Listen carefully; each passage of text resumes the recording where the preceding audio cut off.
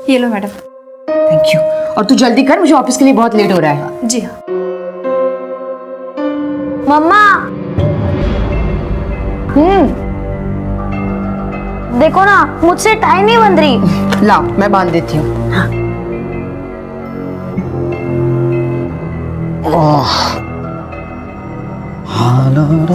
विक्रम, तेरे ये गंदे सॉक्स की स्मेल यहाँ तक आ रही है। और तुझे कितनी बार बोला है कि गीला टॉवल बेड पे मत रखा कर, पूरे घर को सड़ा के रखा है। दीदी बार बार सुनाया मत करो, ये घर संभालना ना औरतों का काम है, मेरा नहीं। और वैसे भी तुम ऑफिस में आराम से बैठी रहती हो, मुझे घूमना पड़ता है, सेल्स का जॉब है मेरा। वो तो अच्छा है कि ऑफिस के काम से तुम 15 दिन घर से बाहर रहते हो, फिर भी घर की ये हालत है। अगर पूरा टाइम घर पे रहोगे ना तो पड़ोसी भी बोलते हैं कि घर में कितनी बदबू है। माँ कल मामा ना किचन में जूते पहन के आए थे। नहीं ऐसा नहीं, मैं काम कर रहा था। चुप बैठ ना, तू चुप बैठ।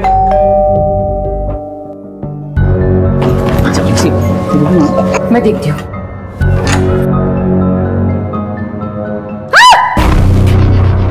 क्या हुआ मैडम?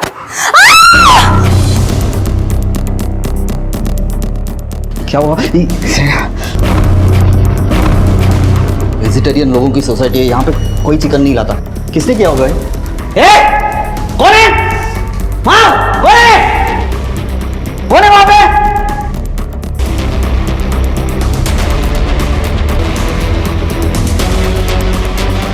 बेटा, डरने की कोई बात नहीं है, किसी गंदे लोगों ने किया होगा। तुम ध्यान मत दो, जल्दी से रेडी हो जाओ, स्कूल के लिए लेट हो रहा है। गुणीराम, गुणीराम। Yes madam. कौन आया था सुबह जिसने मेरे घर के बाहर वो कटा हुआ मुर्गा डाला? मैडम वो मैं तुम्हें तो कुछ पता होता ही नहीं है ना, बस खुली आंखों से सपने देखने की आदत है यहाँ पे। मैडम उस वक्त मैं टेरेस पे था, पानी चालू कर रहा। अच्छा। और उस दिन कहाँ पे थे? वो मेहता जी के साथ जो कुछ हुआ, सौरभ को चॉकलेट के बहाने से वो लोग सोसाइटी से ले गए, कहाँ पे थे तुम? मैडम उस वक्त मेरी तबीयत ठीक नहीं। एक से बढ़कर एक बहाना है ना तुम्हारे पास, काम करने की तो इच्छा ही नहीं है तुम्हें। नौकरी छोड़ क्यों नहीं देते तुम? बस बैठकर खाने की आदत पड़ गई है सबको।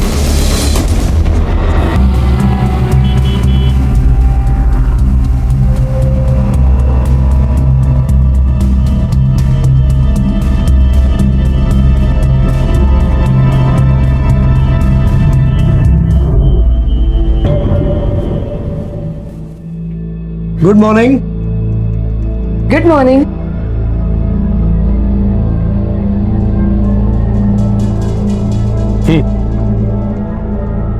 ये तुम्हारे लिए। ये क्या है? खोल के देखो।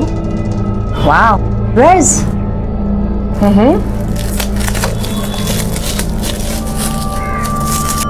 Wow, photo frame. पर ये किस खुशी में?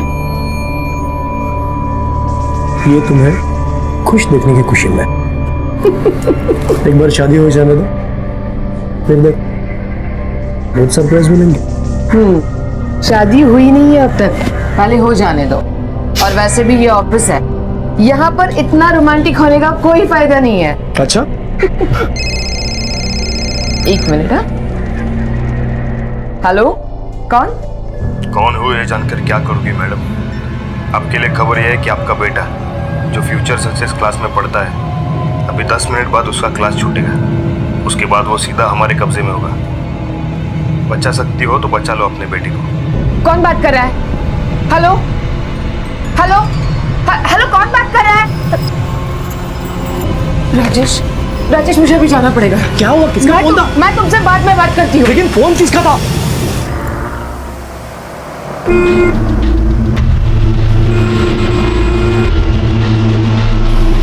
अरे चलो जल्दी।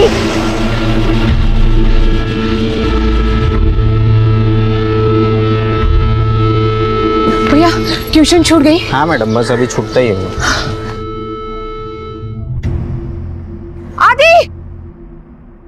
आदि तू ठीक है ना? तू ठीक है ना? क्या हो मम्मा? कुछ नहीं। चल आदि, अभी सो जा, बहुत लेट हो गया। कल सुबह स्कूल भी तो जाना है ना। मम्मा आपको पता है आज मैंने ऐसे लिखा, माय फादर माय हीरो। पापा कैसे थे? क्या वो क्रिकेट खेलते थे? बहुत अच्छे थे, बिल्कुल तुम्हारी तरह। और पता है, क्रिकेट भी बिल्कुल सचिन की तरह खेलते थे। क्या वो मुझे प्यार करते थे? हाँ, बहुत प्यार करते थे। फिर वो हमें छोड़ के क्यों गए? क्योंकि भगवान जी को उनकी जरूरत हमसे ज्यादा थी।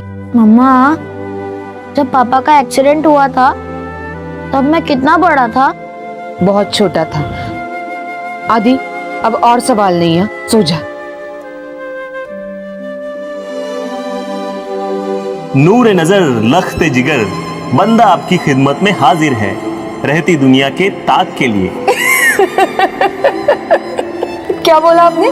मुझे तो कुछ समझ में नहीं आया। मुझे भी कहाँ समझ आया, बस रट लिया तुम्हें खुश करने के लिए। अच्छा सुनो ना माधुरी, हम कहीं दूर चलते हैं। अच्छा, कहाँ ले जाओगे मुझे? किसी वादियों में चलेंगे। अच्छा, लेकिन पहले संभल के गाड़ी तो चला लेना। अच्छा वो क्या हुआ?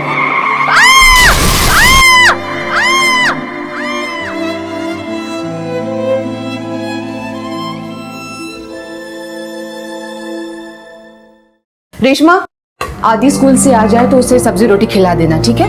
और कितनी भी जिद करे उसे आइसक्रीम बिल्कुल नहीं देना। ठीक, मैं ऑफिस के लिए निकल रही हूँ। हाँ।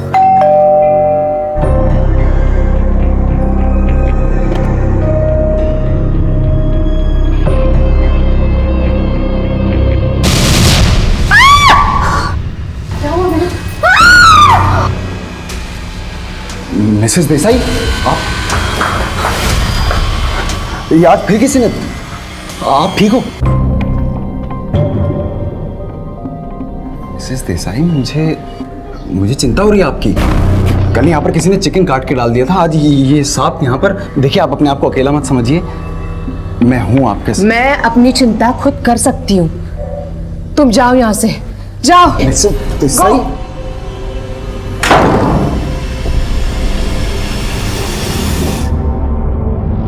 हेलो, माधुरी देसाई, इनकम टैक्स ऑफिसर, जिसके पति को गुजरे जमाना हो गया था और वो सारी जिम्मेदारियां अकेले उठा रही थी। नौकरी, घर, बच्चा सब अकेले कर रही थी। उसके अकेलेपन का फायदा उठाने के अलावा कोई था जो उसे डराने की कोशिश भी कर रहा था।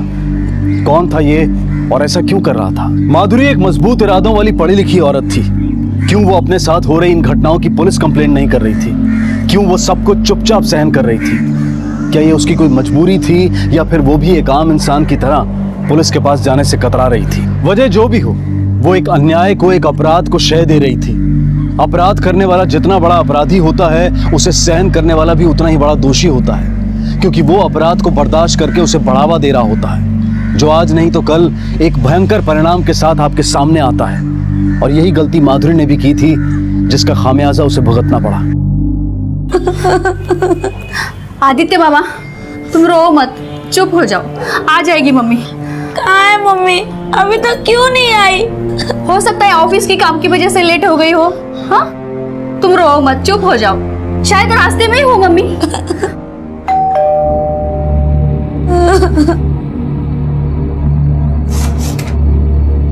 माधुरी आई? नहीं साहब, इतनी देर हो गई, अभी तक मैडम घर पे नहीं आई। मैंने उनको फोन भी किया, लेकिन उनका फोन भी बंद है।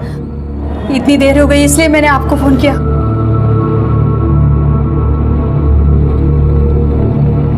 आपके द्वारा डायल किया गया नंबर या अभी स्विच ऑफ है। माधुरी का फोन स्विच ऑफ है। विक्रम कहाँ है? वो तो दोपहर में ही अपने दोस्तों के साथ बाहर चले गए थे। मैंने उनको भी फोन किया था, लेकिन उनका भी फोन नहीं लगा।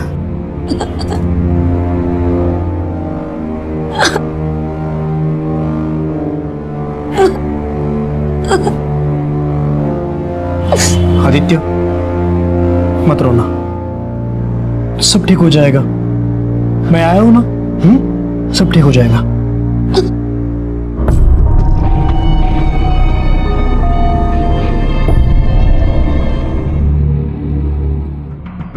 कब से फोन बंद है इनका? कल शाम से। और कल शाम को तुम्हारा भी फोन बंद था।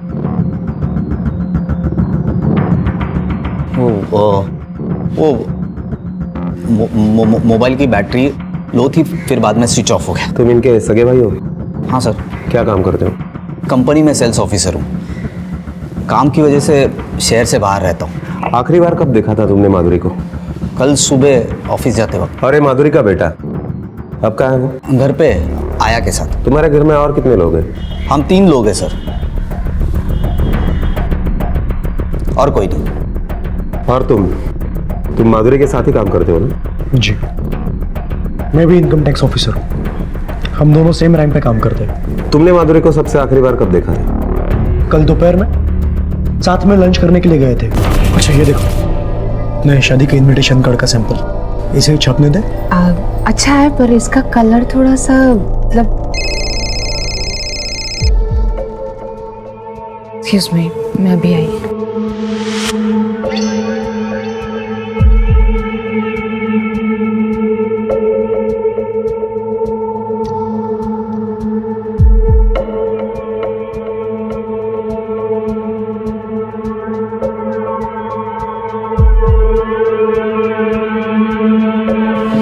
सॉरी राजेश, मुझे अभी जाना पड़ेगा। वो रविकांत सर का फोन था, कुछ अर्जेंट काम है। मैं तुमसे कल मिलती हूँ। सॉरी। मंसूड़े, एक इनकम टैक्स ऑफिसर जो अकेले ही अपना घर, नौकरी और बच्चा संभालती थी, शादी करने जा रही थी, सब कुछ अच्छा चल रहा था कि अचानक कुछ अजीब घटनाएं होनी शुरू हो जाती हैं और फिर एक दिन वो कहीं गायब हो जाती है। सर, ये भी तो हो सकता है कि उसे किसी ने गायब कर दिया हो। और एक बात सर, ये राजेश और विक्रम, इन दोनों के बीच में कुछ अनबन है। नजर रखो दोनों पे, और माधुरी के कॉल रिकॉर्ड्स मंगवा लो। माधुरी की सारी जानकारी, पर्सनल या प्रोफेशनल, मुझे चाहिए। जितना मेरा एक्सपीरियंस है, मुझे नहीं लगता कि वो अपने 10 साल के बच्चे को, कि जो बच्चा उसके लिए सबसे ज़्यादा अहमियत रखता हो, उसे अकेले छोड़कर कहीं चली जाए। और बंसोड़े, ये रविकांत की भी खबर लेनी होगी। ये जानना बहुत ज़रूरी है कि ट्रांसफ़र के बाद भी ऐसा क्या अर्जेंट काम था कि उसने माधुरी को उसी वक्त बुलाया। हाँ, मैं ही रविकांत कुलकर्णी हूँ। कहिए। क्या आपने माधुरी को कल फोन किया था? ऐसी कौन सी जरूरत आन पड़ी थी कि आपने माधुरी को फोन करके इतने अर्जेंटली बुला लिया? मैंने माधुरी को कोई फोन नहीं किया। लेकिन आप माधुरी को फोन करते, और अब जबकि वो आपके टीम में है ही नहीं, तो आप उसे फोन क्यों करते थे? Inspector, I am respected government officer. कोई राह चलता इंसान नहीं हूं मैं। क्या हम जिनके साथ काम करते हैं उनसे दोस्ती नहीं कर सकते? उनको फोन नहीं कर सकते? उनको फोन करने के लिए क्या आपसे एनओसी लेनी पड़ेगी मुझे? विक्रम भाऊ, बाबा दूध भी नहीं पी रहा है।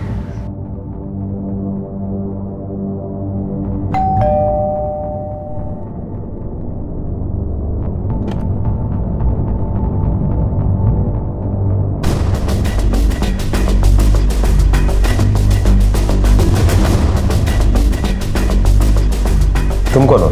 साहब, मैं यहाँ काम करती हूँ और बाबा को भी देखती हूँ। कितने सालों से यहाँ पर काम कर रही हो? 3-4 साल हो गए होंगे। काम के अलावा और क्या क्या करती हो? क्या साहब? नहीं, मैं सिर्फ काम ही करती हूँ साहब। क्यों, मैडम की बातें छुप छुप के नहीं सुनती? नहीं साहब, मैं तो अपना काम ही करती हूँ, लेकिन काम करते समय कभी गलती से सुनाई पड़ गया तो। पिछले कुछ दिनों में कुछ अजीब सा सुनाई दिया था तुम्हें? कुछ दिनों से कुछ अजीब सा ही हो रहा था साहब, जैसे कि दरवाजे के बाहर कटा हुआ मुर्गा मिला। तो तुम्हारी मैडम ने कंप्लेंट नहीं की? मेरे को क्या मालूम साहब, बड़े लोग क्या सोचते क्या करते। कौन कर रहा था ये सब? मेरे को नहीं मालूम साहब, लेकिन मैडम को जरूर आइडिया था। तुम इतने यकीन के साथ कैसे कह सकती हो कि मैडम को आइडिया था? यकीन से नहीं कह सकती साहब, लेकिन उस दिन सांप मिला ना, उसके बाद। तुम ये अपनी बकवास हरकतें ना बंद कर दो अब।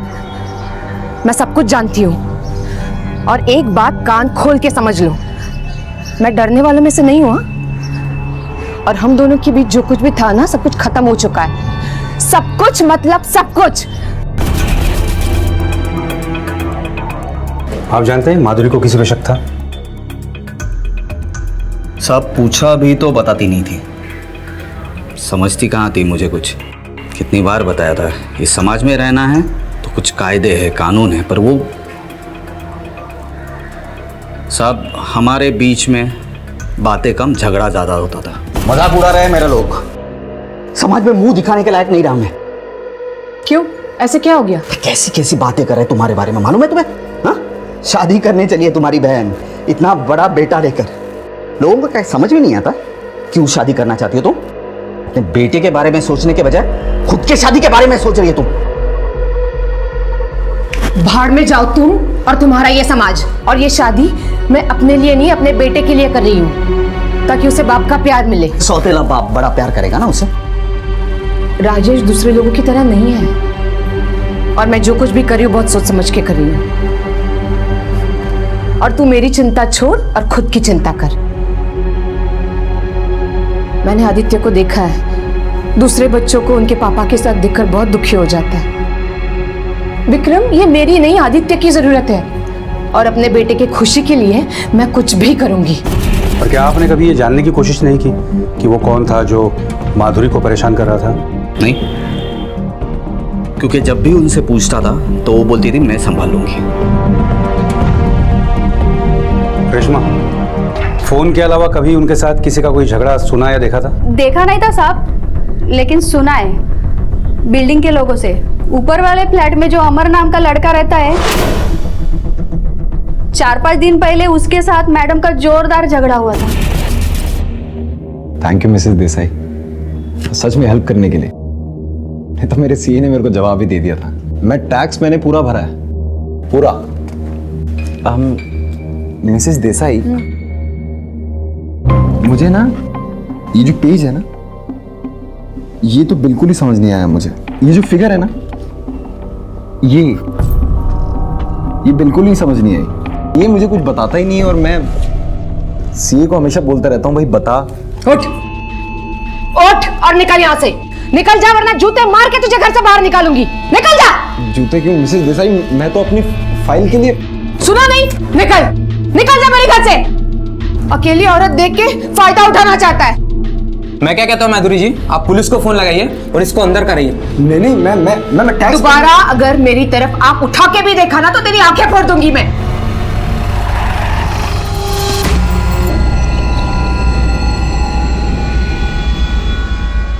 दोबारा नहीं पूछूंगा। जो भी है सच तेरे मुंह से एक बार उगाल दे, नहीं तो एक गर्मा गर्म चाय ना तेरे थोबड़े से मारूंगा। ये आंखें फूट जाएंगी, किसी को ताड़ने के काबिल नहीं रहेगा तू। साहब मैं प्यार करता था उससे, मतलब वो मुझसे उम्र में बड़ी थी। मेरे को इस बात से कोई एतराज नहीं था साहब। मुझे लगा वो भी अकेली है और मैं भी। तो तूने सोचा तेरे झांसे में आ जाएगी? कहाँ है फोन? कहाँ है तेरा? साहब मेरा फोन, मैं झूठ नहीं बोल रहा हूँ साहब, मेरा फोन पानी में गिर गया था साहब। जिस दिन माधुरी गायब हुई उसी दिन इसका फोन भी पानी में गिर गया। साहब मैं बिल्कुल सच बोल रहा हूँ, मेरा फोन रिपेयरिंग के लिए गया हुआ है साहब। बात छोड़े, पता करो। तो ये बता, जब उसने 4 लोगों के सामने तेरी इंसल्ट की, तुझे बुरा तो बहुत लगा होगा, बदला लेने का मन भी किया होगा। कैसे लिया तूने बदला? कहाँ रखा है उसे? मार दिया या जिंदा है? साहब आप गलत समझ रहे हैं, मैंने ऐसा कुछ भी नहीं किया है। गुस्सा आया था मुझे, पर। तावड़े सर, अच्छे से सेवा करो इसकी, और उसके बाद खाना पीना बंद कर दो इसका। सर ये अमर सच कह रहा है, मैंने पता किया है। उसका फोन पानी में गिरने की वजह से रिपेयरिंग में। रेस्टोरेंट में जो फोन उसे आया था उसके बारे में कुछ पता चला? सर मैंने माधुरी के कॉल रिकॉर्ड के लिए एप्लीकेशन दे दी। कंपनी ने डिटेल्स देने के लिए 48 घंटों का वक्त मांगा है। राजेश है जो शादी करने वाला है, भाई है जिसे बहन की कम समाज की ज्यादा चिंता है। समाज में मुंह दिखाने के लायक नहीं रहा मैं। बॉस है जिसे दोस्त के गायब होने के पूछताछ पर भी गुस्सा आता है। क्या हम जिनके साथ काम करते हैं उसे दोस्ती नहीं कर सकते? अमर प्यार के नाम पर हवस पूरी करना चाहता है। ये जो फिगर है ना, ये मंसूड़े, इन चारों में से कोई भी मासूम नहीं है। सब पे नजर रखो। जिसे माधुरी फोन करती है, जो माधुरी को फोन करके डराता है, सबकी डिटेल्स निकालो। माधुरी को लापता हुए कई दिन बीत चुके थे। पुलिस के लिए ये केस एक पहेली बनता जा रहा था। शायद कुछ और परतें थीं जिनका खुलना अभी बाकी था। पुलिस को कई लोगों पर शक था, क्योंकि माधुरी के पर्सनल और प्रोफेशनल रिश्ते आपस में उलझे हुए थे। लेकिन पुलिस ने हार नहीं मानी। वो बेतहाशा उस सिरे की तलाश में थी जो इस कहानी को सीधा बयां कर सके। सर माधुरी की कॉल डिटेल्स आ गए। ये रविकांत, उसने भी उस दिन माधुरी को कोई कॉल नहीं किया। लेकिन सर ये एक नंबर है जिस नंबर से पिछले हफ्ते माधुरी को कई बार कॉल आया था, और माधुरी ने भी इस नंबर पर कई बार कॉल किया था। मतलब रेशमा ने मरा हुआ सांप मिलने के बाद फोन पर जिस झगड़े की बात की थी, ये वही नंबर है। इसी पर माधुरी को शक था। अजीब बात है कि माधुरी को सब कुछ पता होने के बावजूद माधुरी ने पुलिस की मदद क्यों नहीं ली। तावड़े, हाथ यहाँ। सर। तावड़े, मुझे इन मार्क किए हुए नंबर्स के डिटेल्स चाहिए, A to Z। Okay sir. Pansode, Madhuri के इनकम टैक्स ऑफिस में जाके पूछताछ करो, वहां कुछ ना कुछ पक्का हाथ लगेगा।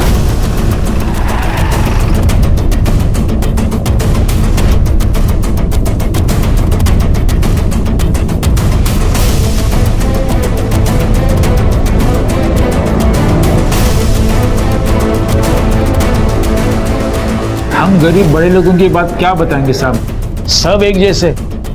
ये लोग मुर्दे की जेब से भी पैसा खींच लेंगे। मतलब माधुरी भी रिश्वत लेती थी? अरे नहीं सर, माधुरी ने कभी रिश्वत नहीं ली, ये तो सारी बनाई हुई बात है।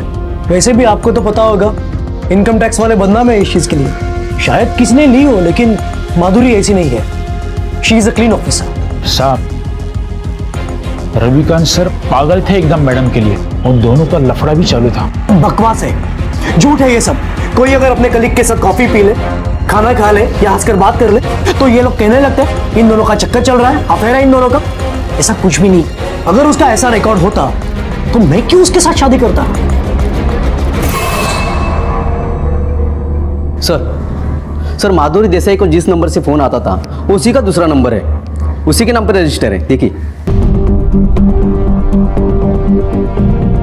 ये तो तय है कि यह नंबर वो खुद यूज नहीं करती थी, हो सकता है किसी को लेके दिया हो। पता करो माधुरी के डॉक्यूमेंट्स में किसने और कहां से कार्ड खरीदा था। Okay sir. हमें जो इन्फॉर्मेशन मिली है उससे ये पता चलता है कि कोई राखी मल्होत्रा, जो एक शिपिंग कंपनी की मालकिन है, उसके साथ माधुरी का झगड़ा चल रहा था। अब इनकम टैक्स ऑफिसर के साथ ऐसे लोगों के झगड़े होते ही रहते हैं। क्या आप मुझे राखी मल्होत्रा का नंबर दे सकते हैं? जी।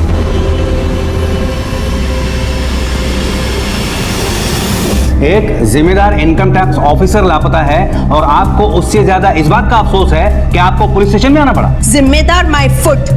आपको जो पूछना है जल्दी पूछिए, मैं यहाँ ज्यादा देर रुक नहीं सकती। हम हमारा काम हमारे अपने तरीके से ही करेंगे। आप ये बताइए, माधुरी देसाई के साथ आपका झगड़ा क्यों हुआ था?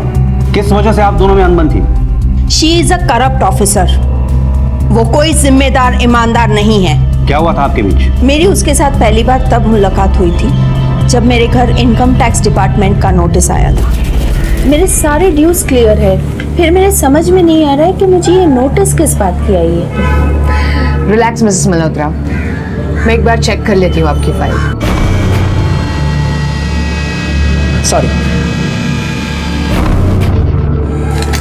हाँ, तो मैं ये कह रही थी कि आपकी फाइल तो क्लियर है, कोई प्रॉब्लम नहीं है, बट एक बार चेक करना पड़ेगा कि ये नोटिस आपको क्यों भेजा गया है।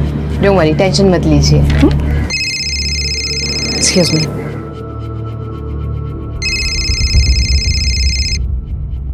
Yes sir. तुमने उसको ये क्यों कहा कि कॉम्प्लिकेशंस नहीं है? देखो, तुम्हारा ईमानदारी का भूत जल्द से जल्द उतार दो। वो यहाँ से पैसे दिए बगैर जाना ही नहीं चाहिए। Yes sir. क्या हुआ? मिसेस मल्होत्रा, आपके ऑफिस पे और घर पर रेड पड़ने की नोटिस आई है। क्या? लेकिन आप चाहे तो ये रेड आप रुकवा सकती है। अच्छा, और क्या कीमत लगेगी रेड रुकवाने की? बाहर एक नारायण टी स्टॉल है, आप जाकर कॉफी पीजिए, सब कुछ ठीक हो जाएगा। आइए मैडम, आपको माधुरी मैडम ने भेजा है ना? हाँ। ये लो आपकी कॉपी और ये आपका बिल। 5 लाख रुपए लेने के बाद भी उसने मेरे घर पर रेड की। मेरा इसी बात से उससे झगड़ा हुआ था। काफी बढ़िया है। कितना हुआ? आपसे क्या लेना साहब पैसा? अरे नहीं नहीं, हम लोगों ने कॉफी पी है। बोलो कितना दूं? 5 लाख?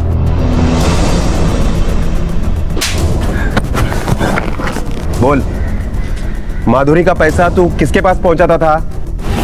वो पैसा मैं मैडम की बिल्डिंग के वॉचमैन गुनीराम को मिठाई के डब्बे में डालकर दे आता था। गुनीराम वो डब्बा मैडम को देता था। सब मैंने कुछ नहीं किया साहब। तू इतना डर क्यों रहा है? मैंने किया कुछ? मारा? नहीं ना? देख, तू सब कुछ सच सच बता दे। जो कुछ तुझे पता है उसे। मैडम के लिए डिब्बा आता था ना? हाँ साहब, मैडम के लिए रोज मिठाई का डब्बा आता था। एक दिन मैंने खोल के देखा तो मिठाई की जगह पैसे भरे हुए थे साहब। मैंने हिम्मत करके मैडम से बोला कि ये आपका मिठाई का डब्बा। मैडम, आपके पास रोज इतनी सारी मिठाई आती रहती है, अगर आप मेरे भी खर्चे पानी का कुछ देख ले तो। तूने डिब्बा खोल के देखा? इतनी हिम्मत कहां से आ गई तुझमें? अपना काम तो ठीक से होता नहीं है तुझसे, और इधर उधर नजरें मारता फिरता है। चल जा, काम कर अपना, और जितना बोला जाए ना उतना ही किया कर। वॉचमैन है ना तू? तब तो तूने देखा ही होगा कि मैडम के पास कौन कौन लोग आते थे। कोई बड़े साहब भी आते थे? हाँ साहब, राजेश साहब मैडम से मिलने रोज आते थे। अच्छा, राजेश साहब के अलावा क्या ये साहब भी वहां पर आते थे? हाँ साहब, कुछ दिन पहले ये साहब भी आए थे। उसके बाद राजेश साहब आ गए, और ये साहब की गाड़ी देखकर मैडम के ऊपर बहुत गुस्सा हो गए साहब। अरे उस रविकांत की गाड़ी तुम्हारे बिल्डिंग के नीचे क्या कर रही है? Shame on you। ये उम्मीद नहीं थी तुमसे। सर, मुझे ये पता था कि रविकांत माधुरी के पीछे है, लेकिन ये नहीं पता था कि उन दोनों में अभी तक कुछ चल रहा है। इस वजह से मेरा और माधुरी का झगड़ा भी हुआ। तुम क्या मुझे बेवकूफ समझती हो? वो यहाँ क्या कर रहा था? एक अकेली औरत का फायदा उठाने आया था। उसने हमेशा से ही खुद को मेरे ऊपर थोपा है, कभी नौकरी छीन लेने की धमकी देकर तो कभी प्यार जताकर। पर मैं उससे प्यार नहीं करती राजेश। वो मेरे जरिए रिश्वत लेता था और पैसे रखने की सेफ जगह की तरह मुझे इस्तेमाल करता था। पर मैंने अब उसको बता दिया है कि मैं तुमसे शादी कर रही हूँ, क्योंकि आदित्य को पापा की जरूरत है। अब मैं उससे कोई वास्ता नहीं रखना चाहती। Trust me Rajesh. रविकांत माधुरी का फायदा उठा रहा था, अपने पोस्ट का डर दिखाकर अपने इशारों पे नचा रहा था माधुरी को। मिस्टर राजेश, आपको ये थोड़ा अजीब नहीं लग रहा है कि आपको दोनों के बारे में पता था और फिर भी आप माधुरी से शादी करना चाहते थे? मुझे माधुरी में नहीं, उसके पैसों में इंटरेस्ट था। रविकांत सर जब हमारे ब्रांच में थे तब उनका आशीर्वाद था माधुरी। उन दिनों बहुत पैसे कमाए माधुरी ने। इसका मतलब आपके पास माधुरी को गायब करने या उसे मारने का मोटिव था? कोई फायदा ही नहीं था उसको गायब करके या मार के।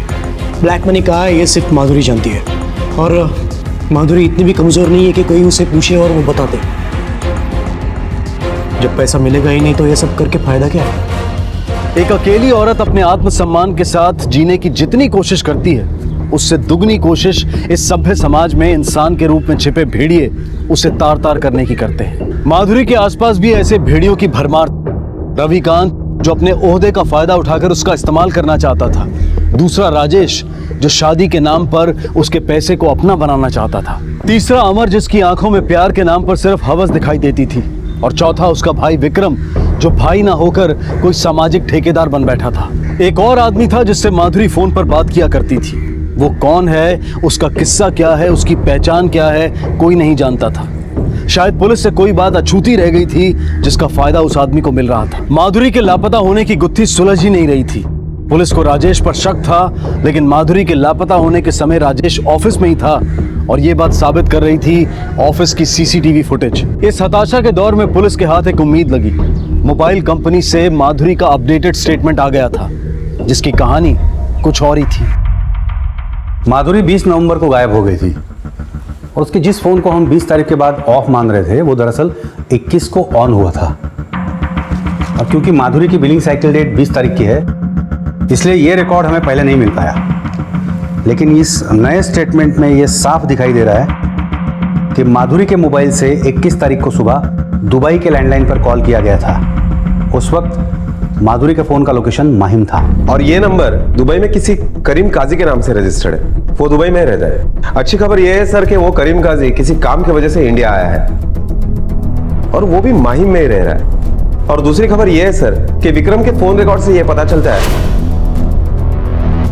कि माधुरी का फोन जब स्विच ऑफ हुआ था तो उसका भी मोबाइल लोकेशन वही था, माहिम।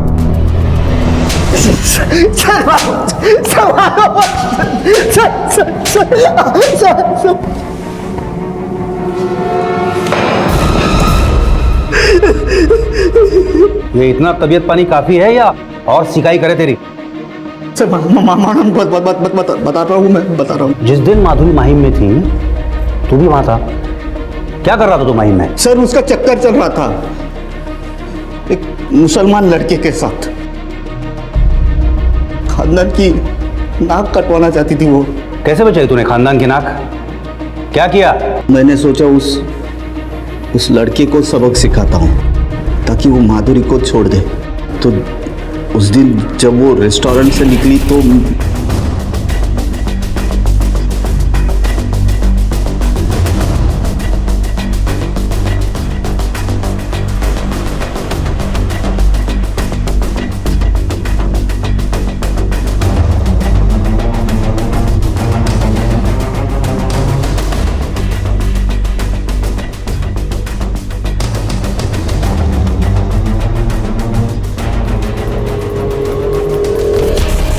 जब तूने कुछ किया ही नहीं तो तूने ये बात पुलिस से क्यों छुपाई? क्या ये तेरी कहानी तू हमें अभी अभी ताजा पका के सुना रहा है? नहीं सर, नहीं सर, मैं नहीं चाहता था कि मेरी बहन जो किसी मुसलमान के साथ अपना मुंह काला कर रही है किसी को पता चले। तारीख तो याद नहीं है सर, लेकिन पिछले हफ्ते उसका फोन आया था, बोल रहा था कुछ पैसे की जरूरत है। आप फैजल को कैसे जानते हैं? फैजल मेरे भाई का लड़का है, मेरा भतीजा। कहाँ रहता है? इसी घर में रहते हैं। आप कहाँ गए हैं? हाँ, अभी रत्नागिरी गया हुआ। रत्नागिरी? उसकी कोई फोटो है आपके पास?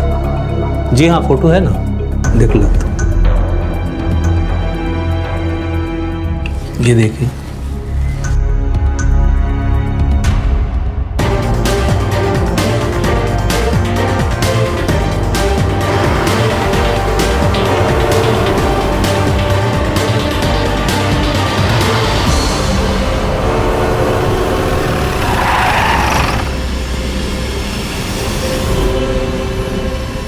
फैजल,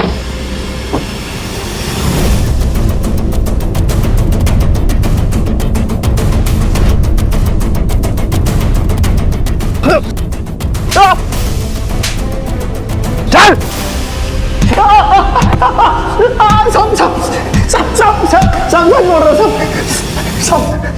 सब बोल रहा सच बोल रहा सब। मैंने कुछ नहीं किया साहब। चल चल, अब जल्दी जल्दी सारा सच उगल दे। साहब मैं सच बोल रहा हूँ साहब, मैं माधुरी को नहीं जानता साहब, मैंने कुछ नहीं किया साहब। तेरे फोन का सारा रिकॉर्ड है हमारे पास।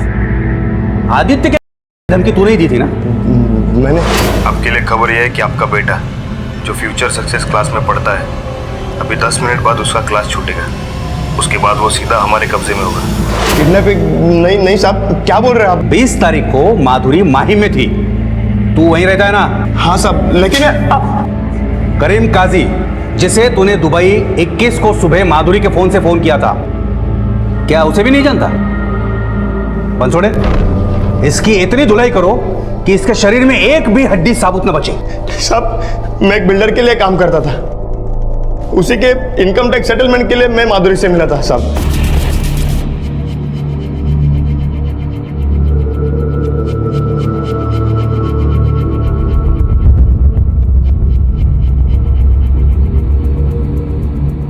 माधुरी थोड़ी अड़ियल थी।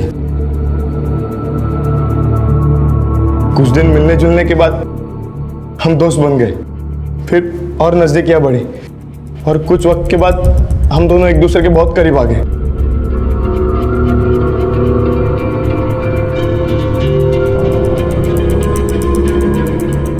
माधुरी मुझसे शादी करना चाहती थी और मैं भी, पर अम्मी और अब्बू ने मुझे कसम दी और खाला की बेटी के साथ शादी करवा दी। जैसे मैंने शादी की,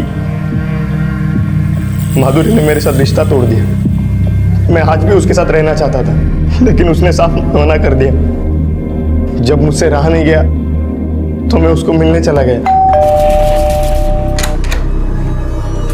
फैजल, फैजल तुम यहाँ पे क्या कर रहे हो? देखो मुझे तुमसे कोई वास्ता नहीं रखना है, तुम चले जाओ यहाँ से।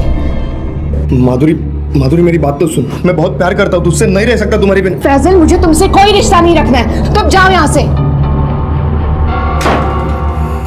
देखो, सीधी तरह से मान जाओ, नहीं तो मेरे पास और भी रास्ते हैं। मेरे ही घर में आके मुझे धमकी दे रहा है?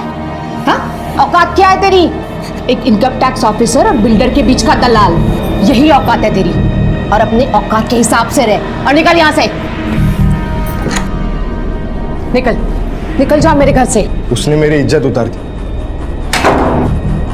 गुस्से से मेरा दिमाग पागल हो रहा था। मैं बदला लेना चाहता था साहब। एक दिन मुझे पता चला कि वो राजेश के साथ शादी कर रही है। ये सुनकर मेरा दिमाग और घूम गया।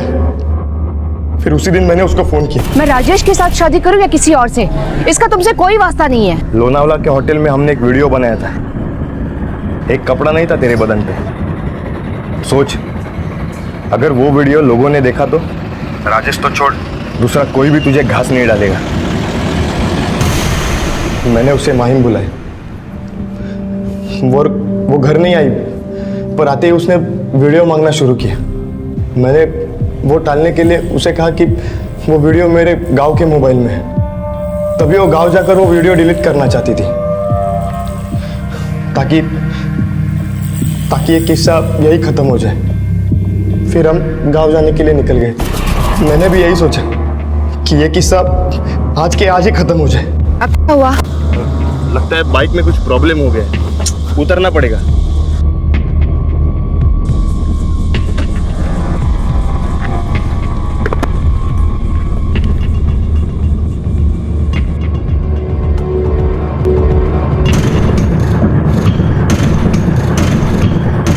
जैसे ही उसका ध्यान मुझ पर से हटा, मैंने मौका देखकर वहीं से ही पत्थर उठाकर पीछे से उसके सर पे मार दिया।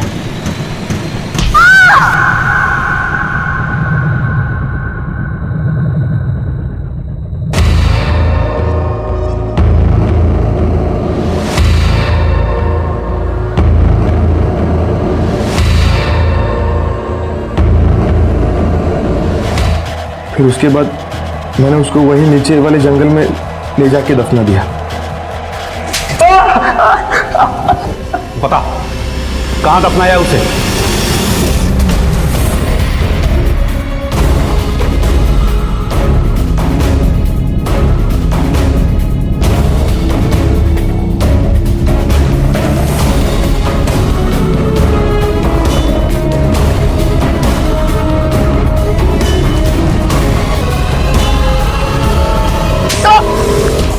हमारे सभ्य समाज के सभ्य दिखने वाले मर्द एक अकेली औरत को देखकर अपना सिक्का जमाने की कोशिश में लग जाते हैं। जब कुछ हाथ ना लगे तो बदनाम करने पर उतर आते हैं। इसी तंग नजरिए, तंग दिली, बेरहमी का शिकार हुई माधुरी देसाई। माधुरी जिंदा नहीं है और शायद किसी को भी इस बात का कोई अफसोस नहीं है। राजेश अपने लिए पैसा कमाने का कोई नया अवसर ढूंढ लेगा। रविकांत को भी कोई फर्क नहीं पड़ा, क्योंकि राजेश की वजह से वो पहले ही उसके चंगुल से बाहर निकल चुकी थी। फैजल को अपने किए की सजा मिली। अमर का माधुरी के लिए सच्चा प्यार भी हवा हो चुका था।